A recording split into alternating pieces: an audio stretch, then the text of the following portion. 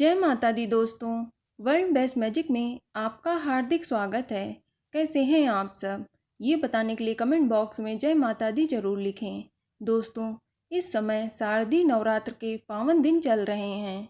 इन 9 दिनों में देवी के 9 अलग अलग स्वरूपों की पूजा की जाती है। कलश स्थापना के साथ नवरात्रि व्रत की शुरुआत होती है, जो कि हवन और कन्या पूजन करने के बाद नवरात्र व्रत के पारण के साथ समाप्त हो जाती है। दोस्तों, नवरात्र व्रत के पारण का विशेष महत्व है, लेकिन बहुत लोग कंफ्यूज रहते हैं कि उन्हें व्रत का पारण अष्टमी को करना चाहिए या फिर नवमी को या फिर दसवीं तिथि को। उन्हें इस बात की सही जानकारी नहीं होती है, जिस कारण उन्हें नवरात्र व्रत का पूर्ण फल प्राप्त नहीं होता है। तो दोस्तों, इस वीडियो में मैं आपको यही बताऊंगी कि नवरात्र व्रत का पारण किस दिन करना शास्त्र सम्मत रहता है और व्रत पारण करने का समय क्या रहेगा, और इसके अलावा व्रत पारण करने का शुभ समय क्या है। और साथ ही साथ हम आपको बताएंगे कि नवरात्र व्रत का पारण क्या खाकर करना चाहिए। लेकिन वीडियो शुरू करने से पहले आपसे रिक्वेस्ट है कि अगर आपने हमारा YouTube channel world best magic subscribe नहीं किया है तो जल्दी से सब्सक्राइब कर लें। तो आइए शुरू करते हैं। दोस्तों, कई लोगों के मन में ये शंका होती है कि हमें नवरात्र व्रत का पारण कब करना चाहिए, अष्टमी तिथि को, नवमी तिथि को या फिर दसवीं को। देखिए, सबसे पहले आपको बता दें कि आप नवरात्र व्रत का पारण अपने कुल परंपरा के हिसाब से कर सकते हैं। जो भी आपके यहाँ पहले से परिवार में होता चला आ रहा है, आप उसी हिसाब से नवरात्र व्रत का पारण कर सकते हैं। लेकिन कई लोग अष्टमी के दिन हवन और कन्या पूजन करने के बाद व्रत का पारण करते हैं, तो वहीं कुछ लोग नवमी तिथि में हवन और कन्या पूजन करने के बाद व्रत का पारण कर लेते हैं।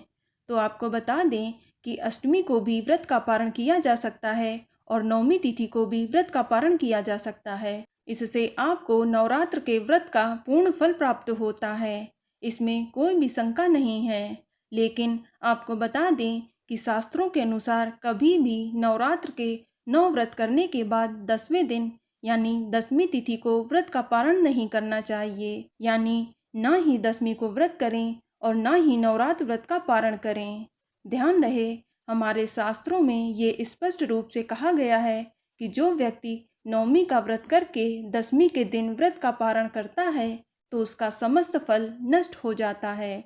उसकी 9 दिन की पूजा, व्रत, उपवास, हवन, पाठ सभी का फल पूर्णतः खत्म हो जाता है। इसलिए हमेशा ध्यान रखें कि ना ही दसवीं के दिन व्रत रखें और ना ही दसवीं तिथि को व्रत का पारण करें। आपको बता दें कि नवरात्र के 9 नवरात्रों की ही महिमा है, इसलिए नवमी तिथि को ही नवरात्र व्रत से संबंधित सभी कार्य, हवन, कन्या पूजन और नवरात्र व्रत का पारण कर लेना चाहिए। यही शुभ रहता है। दोस्तों, जो व्यक्ति नवमी के दिन पारण करता है वह सुख, समृद्धि और वृद्धि को देने वाला होता है। लेकिन दसवीं के दिन किया गया पारण संकट एवं कष्टकारी हो जाता है, इसलिए पारण हमेशा नवमी तिथि में ही कर लेना चाहिए।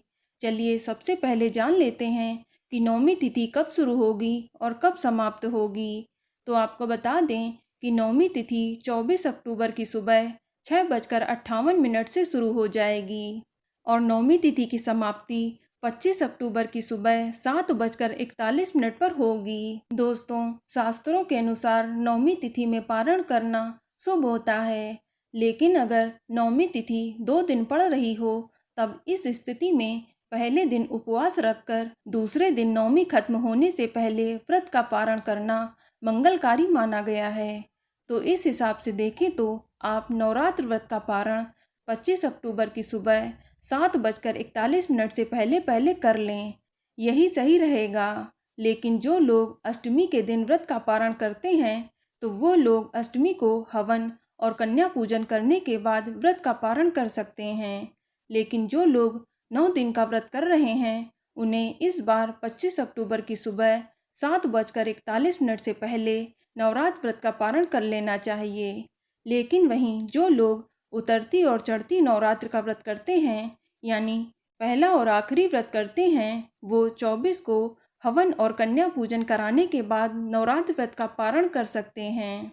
इसमें कोई भी दोष नहीं है, लेकिन दशमी लगने के बाद नवरात्र व्रत का पारण ना करें, वरना आपको नवरात्र व्रत का पूर्ण फल प्राप्त नहीं होगा और आपका समस्त फल नष्ट हो जाएगा। और एक बात बताना चाहूँगी कि जो लोग अष्टमी या नवमी तिथि में व्रत का पारण करेंगे, वो विसर्जन दशमी तिथि में ही करेंगे। आप अपना कलश, अखंड ज्योति, जवारे, नारियल और जो लोग दुर्गा माता की मिट्टी की प्रतिमा स्थापित करते हैं, वह लोग भी विसर्जन दशमी तिथि में ही करेंगे। चलिए अब जान लेते हैं कि नवरात्र व्रत का पारण क्या खाकर करना चाहिए। तो आपको बता दें कि आपको नवरात्र व्रत का पारण देवी भगवती पर चढ़े हुए प्रसाद को खाकर ही करना चाहिए। आप माता पर चढ़ा हुआ फल, दूध या दूध से बनी मिठाई, हलवा, पूड़ी, चना, खीर या कुछ भी जो भी आपने माता को भोग लगाया है, उसे ही खाकर आप अपना व्रत खोल सकते हैं। और फिर इसके बाद आप कुछ भी और कैसा भी खाना खा पी सकते हैं। तो बोलो माँ जगदम्बा की जय। तो दोस्तों, यह जानकारी आपको अच्छी लगी तो कमेंट में जय माता दी जरूर लिखें। और अगर आपका कोई सवाल हो तो उसे कमेंट बॉक्स में अवश्य पूछ लें। और इस वीडियो को लाइक करें, शेयर करें और साथ ही साथ चैनल को सब्सक्राइब करें। धन्यवाद।